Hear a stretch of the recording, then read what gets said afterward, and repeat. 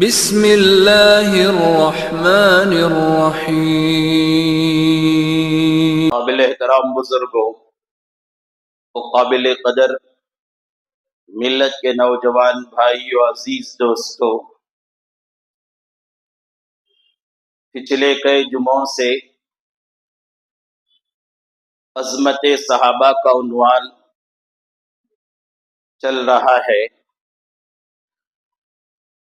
گزشتہ جمعہ صحابہ میں سے سیدنا حضرت عبد الرحمن بن عوف رضی اللہ عنہ کا علمی مقام و مرتبہ، علمی عظمت اور آپ کی عبادت اور آپ کی سخاوت اور آپ کی شجاعت سے متعلق کچھ معروضات آپ کے سامنے آئے۔ آج کی اس جمعہ سیدنا حضرت عبد الرحمن بن عوف رضی اللہ عنہ کی تجارت اور آپ کی تجارت کے 4 اصول بیان کرنے کا ارادہ ہے۔ دعا فرمائیے اللہ رب العالمین ہمارے وقت میں برکت نصیب فرمائے اور بولنے اور سننے کے بعد ہم سب کو عمل کی توفیق نصیب فرمائے۔ بزرگان محترم، مدینے کے ارب پتیوں میں سے پہلے یا دوسرے نمبر پر سیدنا حضرت عبد الرحمن بن عوف رضی اللہ عنہ کا نام آتا ہے۔ آپ کیسے اتنے بڑے ارب پتی ہو گئے؟ لوگوں میں سے بعضوں نے آپ سے سوال کیا تھا تو آپ نے بتایا کہ میرے تجارت کے 4 اصول ہیں۔ سب سے پہلے تو میرے لیے نبی صلی اللہ علیہ وسلم کی دعا ہے۔ میرے مال میں برکت کی دعا دی تھی نبی صلی اللہ علیہ وسلم نے، اور اس کے بعد میں نے سبب کے طور پر میں تجارت کو اور زراعت کو، کاروبار کو ذریعہ بنایا، کیونکہ تجارت و کاروبار کو اللہ تعالیٰ نے اپنا فضل فرمایا ہے قرآن میں۔ آپ پڑھو قرآن شریف، اللہ تعالیٰ قرآن میں فرماتے ہیں اعوذ باللہ من الشیطان الرجیم بسم اللہ الرحمن الرحیم یا ایہا الذین آمنوا اذا نودی للصلاة من یوم الجمعہ فاسعوا الی ذکر اللہ وذروا البیع۔ اے ایمان والو، جیسے ہی جمعہ کی اذان ہو جائیں اپنے کاروبار کو، اپنی تجارت کو، اپنے خرید و فروخت کو، اپنی مصروفیات کو چھوڑ کر جمعے کی طرف دوڑ پڑو۔ ذالکم خیر لکم ان کنتم تعلمون، تمہارے لیے بہتر ہے اگر تم جانتے ہو۔ فَإِذَا قُضِيَتِ الصَّلَاةُ فَانتَشِرُوا فِي الْأَرْضِ، جب جمعے کی نماز سے فارغ ہو جاؤ تو زمین میں پھیل جاؤ۔ وَابْتَغُوا مِن فَضْلِ اللَّهِ، اللہ کے فضل کو تلاش کرو۔ تو یہاں تجارت کو اللہ تعالیٰ نے اپنا فضل بیان کیا ہے، اس لیے تجارت اور زراعت ایک برکت والی چیز ہے۔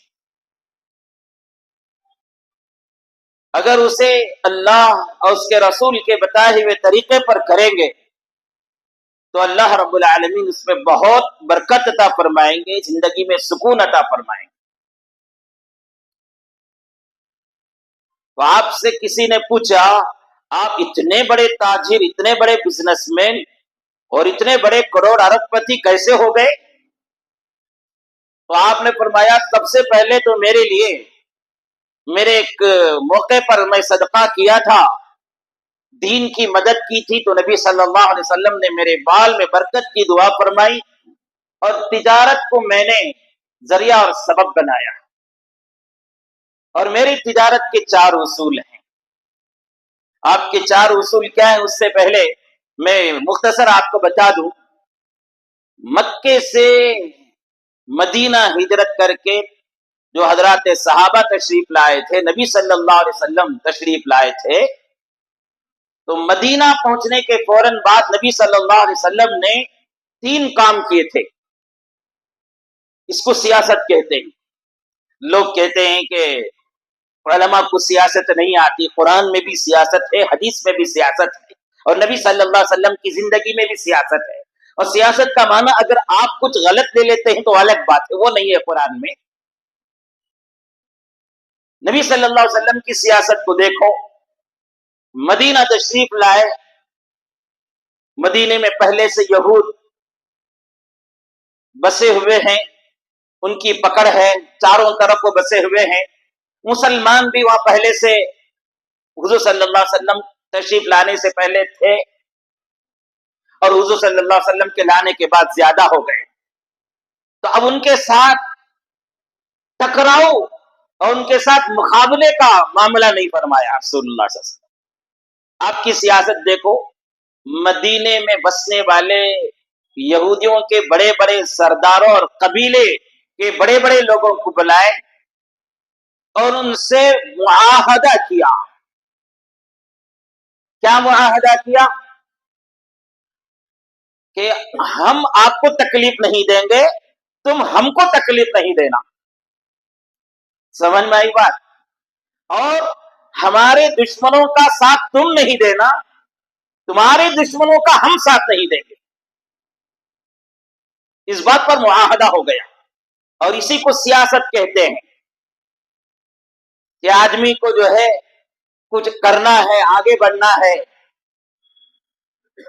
اور زندگی سکون سے گزارنا ہے، اپنے مقام پر رہنا ہے، تو کچھ ایسے کام کیا جائیں جس سے ترقی ہو، اور اس ترقی کے لیے جو اسباب اختیار کیا جاتا ہے اسی کو سیاست کہا جاتا ہے۔ اب سیاست میں کوئی آدمی غلط طریقہ اپناتا ہے تو وہ اس کا مسئلہ ہے۔ اب یہاں دیکھو نبی صلی اللہ علیہ وسلم کتنے اچھی طریقے سے پہلے سے موجود لوگوں کے درمیان، یہ ان کو خیال تھا کہ اب مدینے میں رسول اللہ آئے ہیں، ان کا ایک مقام بنتا جا رہا ہے، ان کا ایک مرتبہ بنتا جا رہا ہے، پتہ نہیں ہمارے ساتھ کیا ظلم کا معاملہ کریں گے، کیسا معاملہ کریں گے۔ ان کو بھی ٹینشن تھا، تو ان کو بلائے کہ بھئی ہم مدینہ آئے ہیں، تمہارے زندگی میں تم رہو، ہماری زندگی میں ہم رہیں گے، ہم کو آپ تکلیف نہ دو اور ہم تم کو تکلیف نہیں دیں گے۔ اور اس زمانے میں پاس پاس کے لوگ رہتے تھے، قبیلے سے ایک جڑے ہوئی ایک قبیلہ رہتا تھا، تو یہ قبیلے والے سے مقابلہ ہوتا تو دوسرا قبیلہ ان کا ساتھ دیتا تھا۔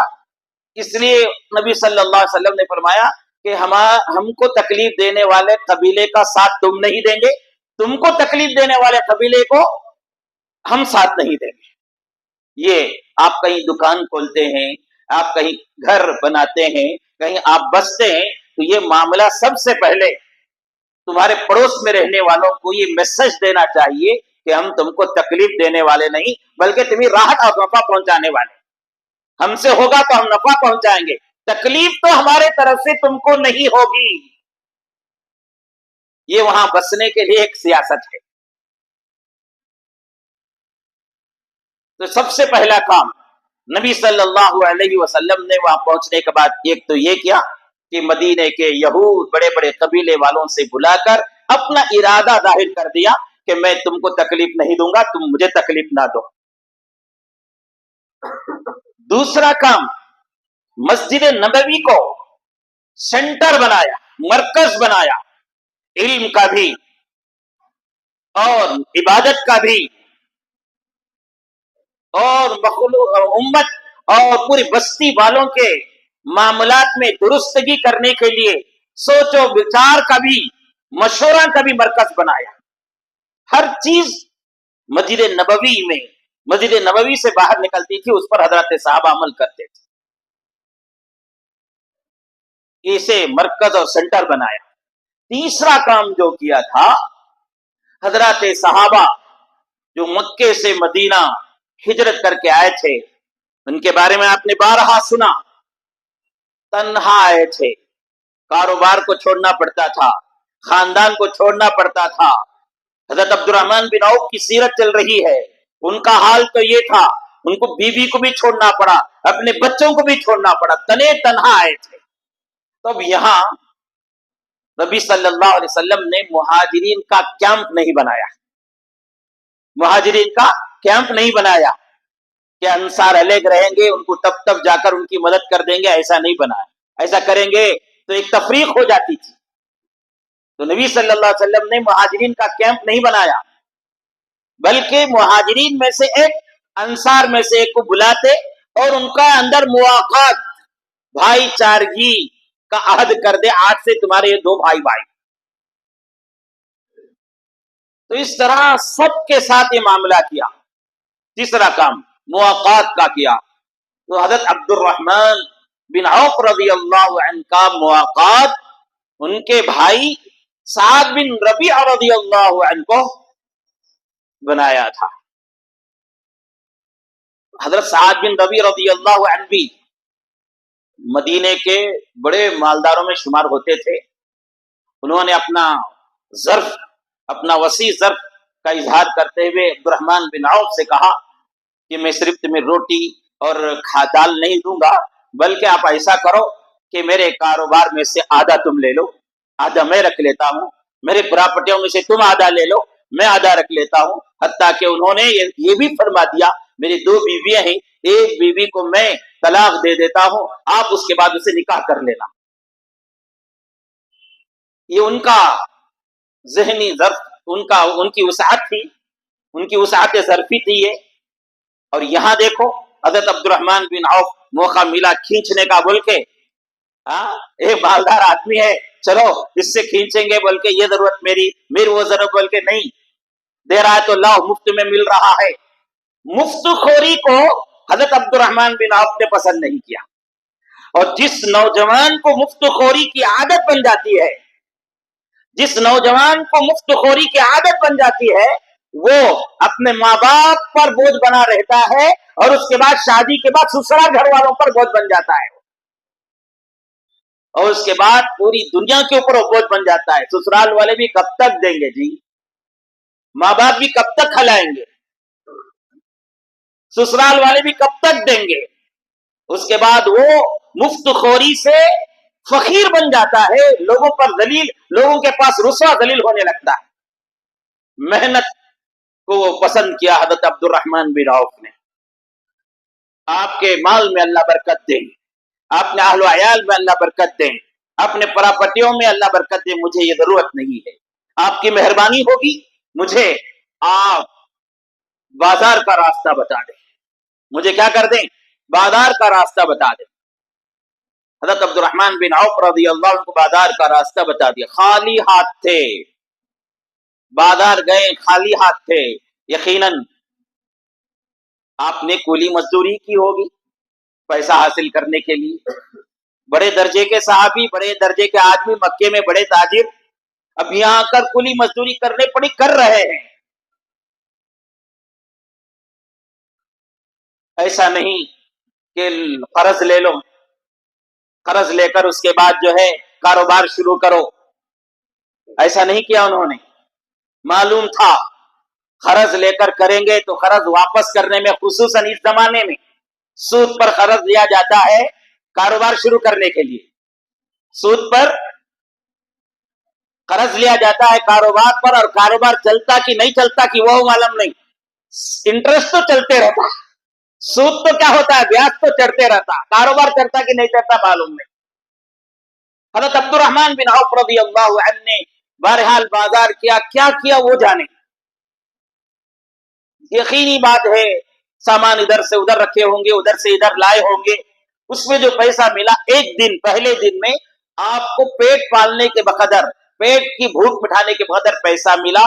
उसके बाद वही कारोबार करते रहे, यहां तक कि आप बहुत बड़े मालदार हो गए।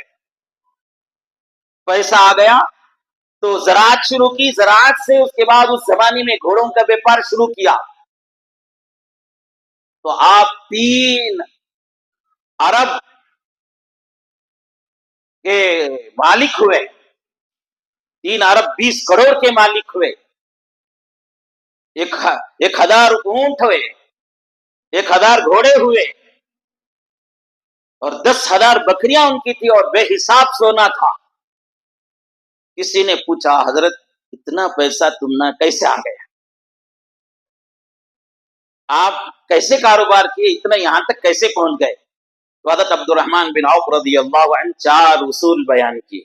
آج کے کاروباری لوگ بھی اس کو اپنائیں, انشاءاللہ برکت ہوگی.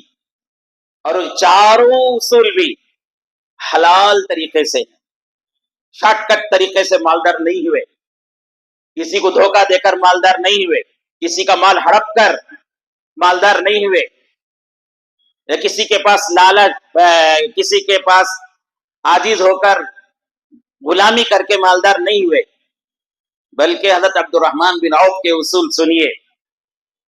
حضرت عبد الرحمن بن عوف کہتے ہیں کہ پہلے جب میرے پاس تھوڑا سا پیسہ آیا تو میں اس سے کاروبار شروع کیا. کاروبار میں میرا پہلا اصول یہ تھا, کاروبار میں پہلا اصول یہ تھا کہ میں قرض میں بیچتا نہیں تھا اور کسی چیز کو قرض میں لیتا نہیں تھا. قرض میں لیتا نہیں تھا اور قرض میں بیچتا بھی نہیں تھا کسی چیز کو. ایسا نہیں کہ قرض لینا دینا ممنوع ہے, بلکہ نہیں, قرض لے بھی سکتے ہیں, قرض دے بھی سکتے ہیں. آپ حدیث کے کتابوں کو پڑھو, کسی مجبور لاچار ضرورت مند آدمی کو قرض دیتے ہیں تو صدقہ کرنے کے برابر ثواب ملتا ہے. یہ الگ بات ہے. سرکار دو جہاں محمد رسول اللہ صلی اللہ علیہ وسلم نے فرمایا, کوئی آدمی کسی مجبور اور ضرورت مند حاجت مند آدمی کو قرض دیتا ہے اور قرض دے کر 15 دن کی, 1 مہینے کی, 1 سال کی, برحال جتنی مہلت دیتا ہے دے, تو نبی صلی اللہ علیہ وسلم نے فرمایا جس وقت قرض دیا ہے, مثلا 10,000 روپے قرض دیا ہے, 10 دن گزر گئے تو ہر دن 10,000 روپے اللہ کے راہ میں صدقہ کرنے کے برابر ثواب ملتا ہے.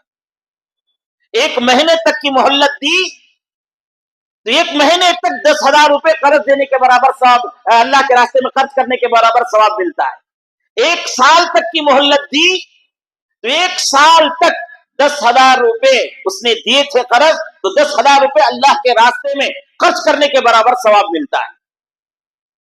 پھر آپ نے فرمایا, روایتوں میں آتا ہے مہلت ختم ہو گئی, مہلت ختم ہونے کے بعد آدمی سے مطالبہ کیا گیا کہ آپ نے قرض لیا تھا, آپ ہمارا مال واپس کرو. یا خود قرض لینے والا آدمی آ کر, ایسا نہیں قرض لے کے بھول کر بیٹھ گیا, فون کرے تو فون نہیں اٹھاتا, بات کرے تو بات نہیں کرتا, جواب دینا چھوڑ دیا, دوستی چھوڑ دیا, تعلقات چھوڑ دیا, فون کرے تو فون اٹھاتے نہیں, گھر میں گئے تو ملتے نہیں, دکان میں گئے تو ملتے نہیں, قرض دیا ہوا آدمی پریشان. ایسا نہیں, قرض لینے والا آدمی خود جا کر جو قرض دیا تھا اس سے پوچھا کہ میں 1 مہینے کی مہلت لیا تھا, مجھے ذرا اور 1 مہینے کی مہلت دے دو. اور جو آدمی حدیث کی کتاب میں آتا ہے, آدمی قرض لیتے وقت قرض واپس کرنے کا خیال رکھتا ہے اور اس کے لیے کوشش بھی کرتا ہے, اس کی اور وہ اسے دعائیں بھی کرتا ہے, تو اللہ رب العالمین اس کی مدد کرتے ہیں قرض ادا کرنے. لیتے وقت ایسا خیال تھا لے لیں گے بعد کا قصہ دیکھیں گے, بول لے لیں گے, دیتے وقت بعد کا قصہ دیکھ لیں گے بول کے تھا, تو پھر اسے مدد نازل نہیں ہوتی. تو نبی صلی اللہ علیہ وسلم نے فرمایا قرض لینے والا آدمی مہلت مانگا, 1 مہینے کی دیا تھا, نہیں لیا تھا میں مہلت, نہیں ہو سکا مجھے, آپ مجھے اور 1 مہینے کی دے دو. یہ قرض دینے والا آدمی دل بڑا کر کے اور 1 مہینے کی مہلت دے دیتا ہے, تو نبی صلی اللہ علیہ وسلم نے فرمایا اس دن سے جتنا قرض دیا تھا اس کا ڈبل اسے اللہ کے راستے میں خرچ کرنے کے برابر ثواب ملتا ہے. لہذا قرض دینے کی بھی ترغیب دی گئی ہے, اور لے کر اگر واپس نہیں کرتا ہے اس کے بارے میں سخت سے سخت وعیدیں بیان کی گئی ہے. نبی صلی اللہ علیہ وسلم مسجد نبوی میں حاضر تھے, مسجد نبوی میں حاضر تھے, جنازہ لایا گیا, نبی صلی اللہ علیہ وسلم سے درخواست کی گئی کہ اس کے جنازے کی نماز پڑھائی جائے. نبی صلی اللہ علیہ وسلم نے پوچھا کیا ان کے ذمے قرض ہے؟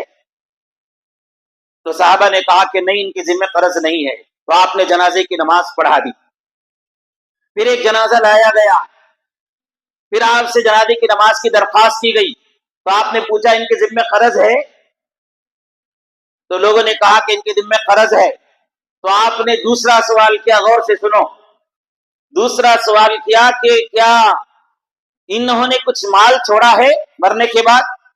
لوگوں نے کہا کہ ہاں مال چھوڑا ہے. تو آپ علیہ الصلوۃ والسلام نے فرمایا سب سے پہلے اس کے مال میں سے اس کے قرض کو ادا کرو، چاہے اس کی پوری پونجی ختم ہو جائے، چاہے پوری پراپرٹی ختم ہو جائے، اس کے قرض کو پہلے ادا کرو. لوگوں کا حال کیا ہے؟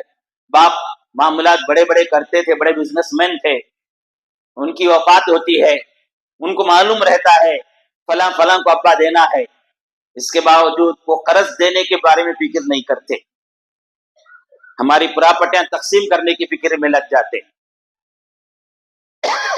بہت احسان کیا تو باپ کے نام پر برسیاں کرتے ہیں، باپ کے نام پر 40ویں کرتے ہیں، باپ کے نام پر اور کون سی کی دعوتیں کرتے ہیں. یاد رکھو، نہ 40واں کرنا نہ برسی کرنا تمہارے ذمے ہے.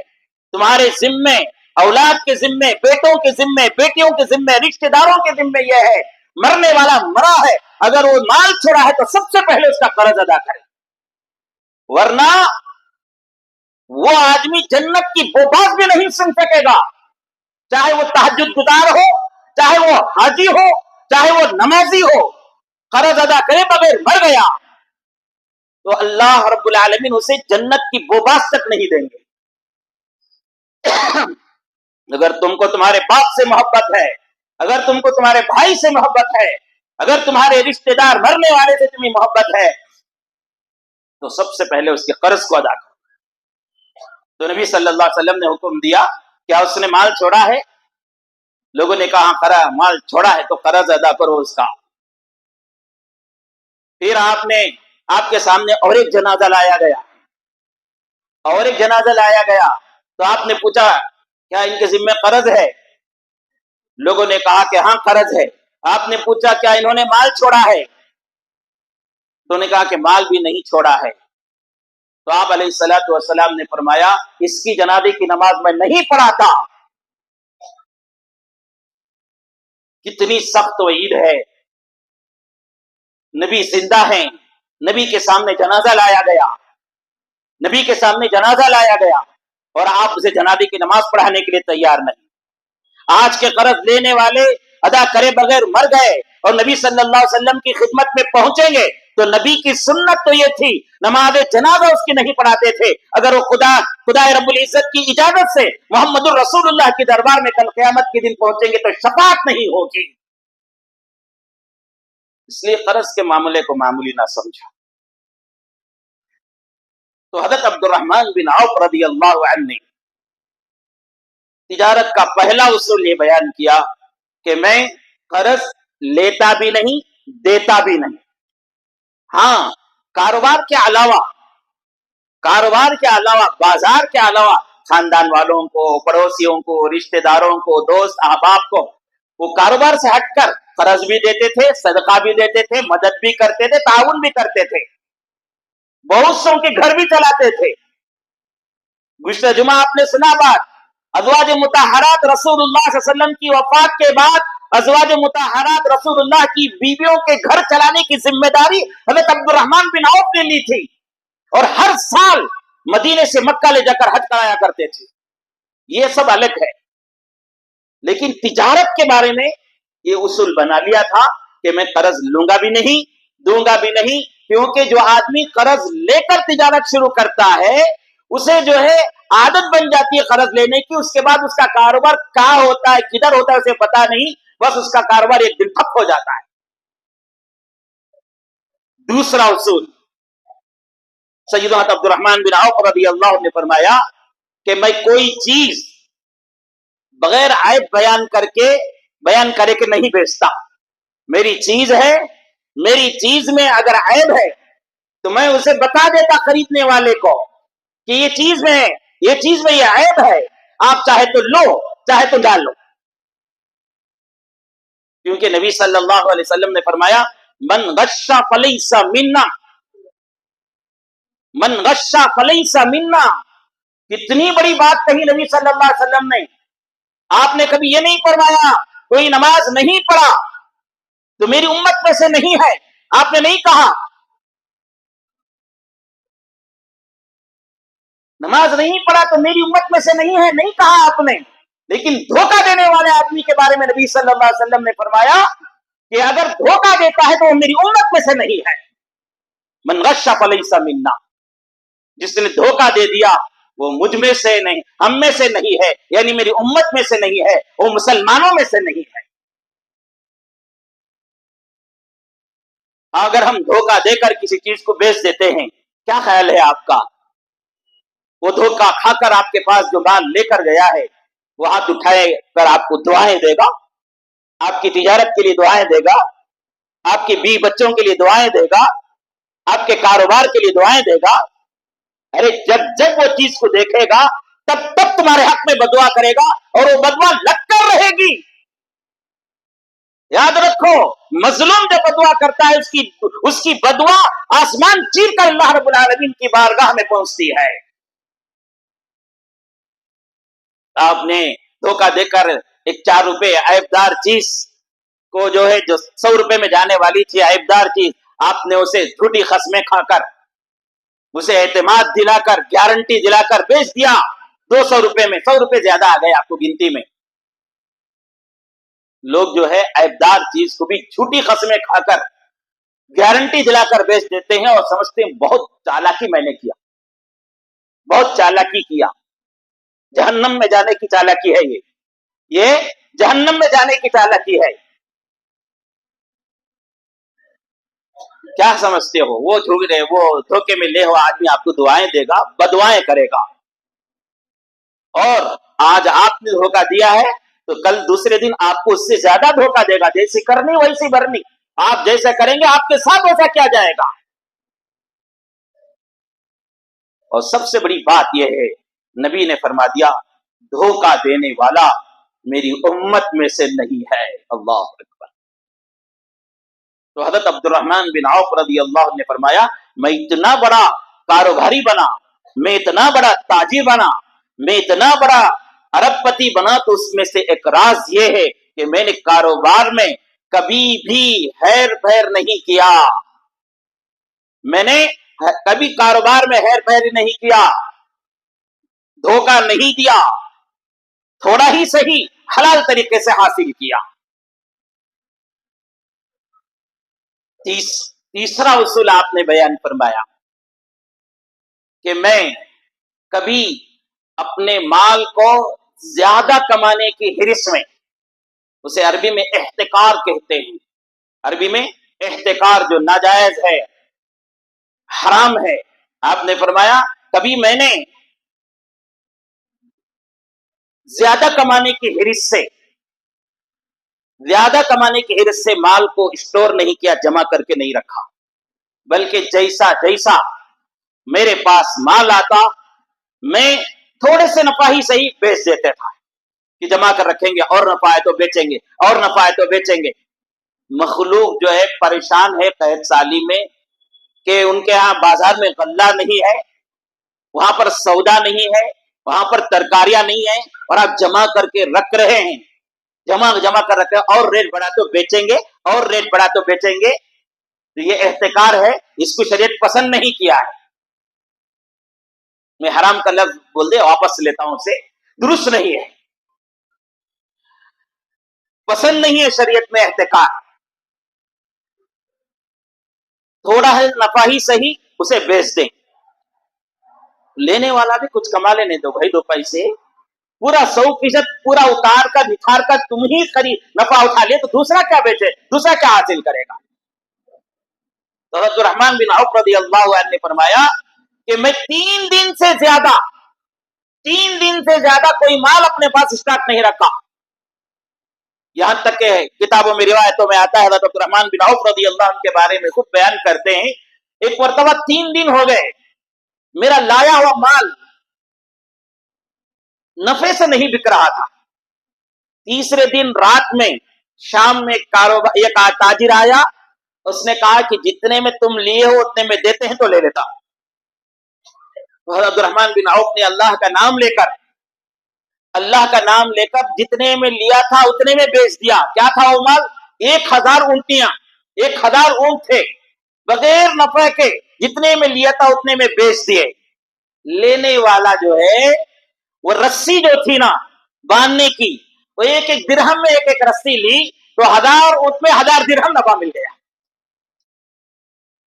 تو حضرت عبد الرحمن بن عوف رضی اللہ عنہ کے کامیاب تجارت کے اصول میں سے تیسرا یہ تھا کہ آپ نفع کے ارادے سے مال کو جمع کر کے نہیں رکھتے تھے، تھوڑے سے نفع ہی صحیح بیچ دیتے تھے. چوتھا اصول، حضرت عبد الرحمن بن عوف رضی اللہ عنہ نے فرمایا میں کبھی جھوٹ نہیں بولا کاروبار میں. یہ بات تو بہت سے کو سمجھ میں نہیں آئی، بہت سے کو سمجھ میں نہیں آئی. سمجھ میں نہیں آتا تو مالداری کا اصول بھی سمجھ میں نہیں آ رہا. حضرت عبد الرحمن بن عوف نے فرمایا کہ میں نے جھوٹ بول کر کبھی مال نہیں حاصل کیا، جھوٹ بول کر کبھی میں نے بیچا نہیں. جب سے میں نے ہوش سنبھالا تجارت میں، جب سے میں نے ہوش سنبھالا تجارت میں کبھی میں نے جھوٹ نہیں بولا. پہلا اصول کیا؟ قرض لیتے نہیں دیتے بھی نہیں کاروبار میں. دوسرا اصول آپ نے فرمایا میں کبھی دھوکے سے یعنی عیب دار چیز کو بغیر بتائے کہ بیچا نہیں، دھوکہ نہیں دیا. تیسرا میں نے نفع کے ارادے سے مال کو اسٹور کر کے جمع کر کے نہیں رکھا. چوتھا اصول آپ نے فرمایا میں کبھی جھوٹ نہیں بولا. یہ 4 اصول کی برکت تھی. حضرت عبد الرحمن بن عوف رضی اللہ عنہ چھوٹے زیرو سے گئے تھے بازار میں، زیرو، کچھ بھی نہیں تھا آپ کے ہاتھ میں، کولی مزدوری کی، کولی مزدوری سے پیسہ ملا، اس پیسے سے چھوٹی تجارت کی، چھوٹی تجارت سے بڑی تجارت کی، بڑی تجارت سے زراعت کی، زراعت سے گھوڑوں اونٹوں اور بکریوں کو کاروبار کیا، اس کے بعد زمین کے کاروبار کیا، اس کے بعد سونا کا کاروبار کیا، اس کے بعد عرب کے سب سے بڑے کروڑ پتی بن گئے.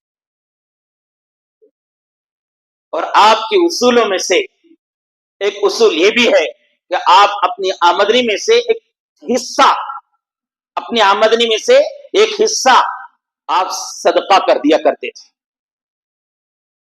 قرآن فرماتا ہے یمحق اللہ الربا ویربی الصدقات.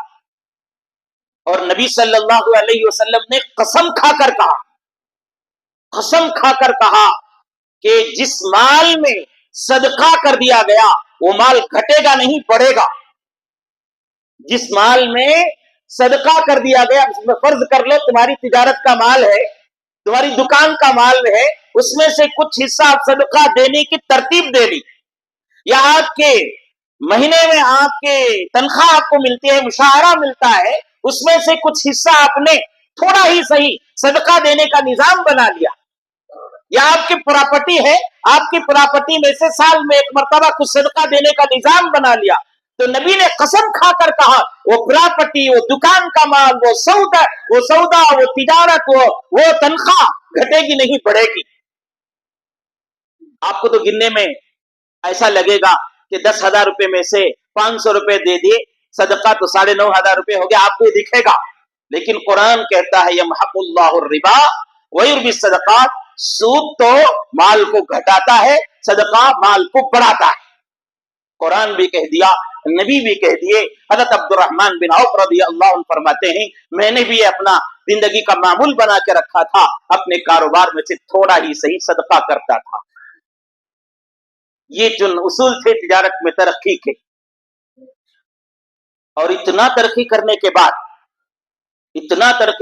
بعد، اتنا پیسہ ہونے کے باوجود زندگی میں سادگی کا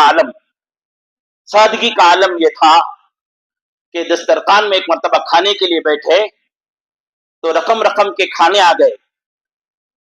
رمضان کا موقع تھا، روزے کی حالت میں تھے، دسترخوان میں دیکھے 1 سے 4 قسم کے کھانے ہیں تو آنکھوں میں آنسو آ گئے. لوگوں نے پوچھا کیوں رو رہے ہیں؟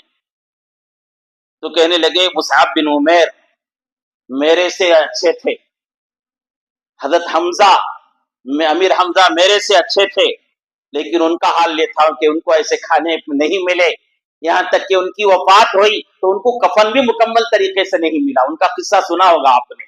اور میرا حال یہ ہے کہ اللہ نے مجھے اتنی دولت دے دی ہے, اتنے کھانے دے دیے, ڈر ہوتا ہے کہیں دنیا ہی میں میرے نیک اعمال کا بدلہ نہ پورا ہو جا رہا. مجھے آخرت چاہیے, مجھے جنت چاہیے. اور شادی اور نکاح کا مسئلہ آپ کا ایک واقعہ سنا کے بات کو ختم کروں. حضرت عبد الرحمن بن عوف رضی اللہ عنہ کا نکاح ہوا, کتنی سادگی سے. آج کے امت کے مالدار اور نوجوان اس سے سبق حاصل کریں. مسجد میں نماز میں آئے تھے, فجر کی نماز میں. حضرات صحابہ پر نظر رہتی تھی رسول اللہ صلی اللہ علیہ وسلم کی. ایک مرتبہ دیکھا حضرت عبد الرحمن بن عوف ہی بدن میں کچھ زعفران کی نشانیاں لگے ہوئے ہیں اور خوشبو آ رہی ہے. تو عبد الرحمن بن عوف کیا حال ہے, آپ کے کپڑے میں داغ ہیں, دھبے ہیں. نبی صلی اللہ علیہ وسلم, یا رسول اللہ کل رات میں میرا نکاح ہوا تھا, کل رات میں میرا نکاح ہوا تھا, نکاح کے موقع پر مجھے میرے اوپر ذرا خوشبو لگا دی گئی, اس کے نشانات بھیج گئے. حضرت عبد الرحمن بن عوف اتنے سادگی سے کہہ رہے ہیں, اور نبی صلی اللہ علیہ وسلم کا عالم بھی دیکھیے, بارک اللہ لکما جمع بینکما بالخیر. دعا دی, اللہ تعالیٰ تمہاری زندگی میں برکت دے. اور دوسرا کہا, عبد الرحمن کیا تم نے مہر کا انتظام کیا؟ تو حضرت عبد الرحمن بن عوف نے کہا, یا رسول اللہ اتنا ڈلہ, ایک کھجور کی ڈلی کا اشارہ کر کے, ہاں کہ کروڑ پتی ارب پتی چاہتے تو 5 کلو سونا بھی دے سکتے تھے, 5 کلو سونا بھی دے سکتے تھے, لیکن مہر جو ہے برکت والا مہر وہ ہے جو آسانی کے ساتھ ادا کیا جا سکے. مہر برکت والا مہر وہ ہے جو آسانی کے ساتھ ادا کر سکے. برکت والا نکاح ہے, برکت والا نکاح وہ ہے جس میں خرچ کم ہو, جس میں تکلفات کم ہو. تو نکاح سادگی سے کر لیا حضرت عبد الرحمن بن عوف نے. کتنا سادگی جی, کتنی سادگی. مدینے میں محمد رسول اللہ موجود ہے, محمد رسول اللہ کو بلانے کی تکلف نہیں کیا. اور یہاں عبد الرحمن محمد رسول اللہ کا حال دیکھو, نکاح کے بعد ملے, ملاقات کر کے کہا نکاح ہو گیا, تو رتی بھی ناراضگی نہیں, نکاح ہوا مجھے بلائے نہیں, میں نبی, میں پیغمبر, اتنا بڑا مقام مدینے میں میرا, دنیا میں میرا اتنا بڑا مقام, اللہ کے پاس اتنا بڑا مقام, اور مجھے چھوڑ کر نکاح کر دیا. خاندان کا کوئی آدمی شادی کر لے اور خاندان کے بڑے کو اطلاع نہ ہو تو کتنا ناراض ہو جاتے ہیں, وہیں قسمیں کھا لیتے ہیں, ہمارے گھر کی شادی میں اسے بلانا نہیں. یہ تکلفات شریعت کو پسند نہیں. نبی صلی اللہ علیہ وسلم نے بھی کچھ بھی اسے برا نہیں سمجھا, اور ساتھ میں دعائیں دی, بارک اللہ لکما وجمع بینکما بالخیر, اللہ تم میں, تمہاری بیوی میں, تمہاری زندگی میں برکت دے. اور اس کے بعد جو ضروری بات تھی, معلم کی حیثیت تھی محمد رسول اللہ کی, بلکہ معلم بنا کر بھیجا گیا تھا. تو آپ نے فوراً پوچھا مہر کا کیا انتظام کیا؟ انہوں نے کہا ایک گٹلی کے برابر میں نے سننا مہر میں دیا. آپ نے فرمایا بہت اچھا کیا. پھر تیسرا آپ نے کہا اولم ولو بشاتین, اولم ولو بشاتین, کرنا ہو تو ولیمہ کرو, اگرچہ کہ ایک بکری ہی کاٹ کر کیوں نہ ہو. کتنی سادگی سے اتنا بڑا کروڑ پتی, اتنا بڑا ارب پتی انسان, بلانے میں تکلفات نہیں. آج لوگ کیا ہے, 1000 آدمی کیسا بھی شادی محل میں جمع کرنا, خاندان میں نہیں ہے تو خاندان کے باہر بلانا, محلے میں نہیں ہے تو محلے کے باہر بلانا. کارڈ 1000 چھپواتے, ایک کارڈ 100 روپے 200 روپے کا ہوتا ہے, اور وہ کارڈ کی حیثیت 1 روپے کی بھی نہیں, لے کر رکھ دیا تو پھر اس کے بعد دیکھا بھی نہیں جاتا اسے, اس میں 200-300 روپے خرچ ہو رہا ہے. اور دعوتیں اتنی پرتکلف کہ لاکھوں کا پیسہ اس میں ہو جا رہا ہے. میرے عزیز و بزرگوں, آپ نے اتنے مرتبہ اتنی شادیاں کر دیے, اتنے پیسہ خرچ کر لیا, کیا مل گیا اس سے تم کو؟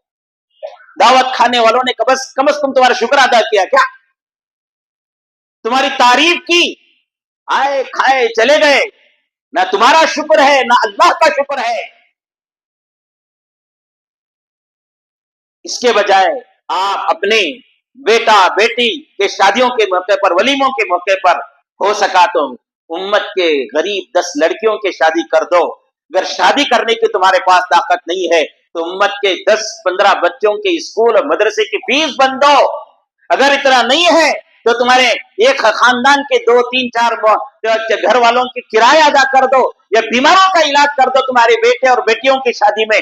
امت کے مالداروں سنو, یہ فضول خرچ کرنے کے بجائے उम्मत की बच्चों की शादी करा दिए, स्कूल फीस भर दिया, या गरीबों की मदद कर दिया, बीमारों की मदद कर दिया, कसम खुदा की तुम्हारे और तुम्हारे बच्चों की शादी में अल्लाह की तरफ से बरकतें नाजिल होगी, और ऐसी बरकतें नाजिल होगी कभी मियां बीवी में झगड़ा नहीं होगा, तलाक की नौबत नहीं आएगी, घर में सुकून मिलेगा। आज क्या है, हजारों का पैसा खर्च कर दिया, लाखों का पैसा खर्च कर दिया, शादियों के बाद सुकून की जिंदगी नहीं, शादियों के बाद सुकून की जिंदगी नहीं, बात में बात तलाक तक पहुंच जाती है। कितने निकाह हमने देखा, वलीमे, हाँ, निकाह और वलीमे में लगाई हुई मेहंदी का रंग भी नहीं जाता, तलाक का रंग चढ़ जाता है। अल्लाह हिफाजत फरमाए। बहरहाल अब्दुर्रहमान बिन औफ रज़ियल्लाहु अन्हु की जिंदगी हमारे लिए नमूना है, तिजारत के लिहाज से भी, इबादत के लिहाज से भी, शुजाअत के लिहाज से भी, इल्मी मर्तबे के लिहाज से भी, और कारोबार के लिहाज से भी।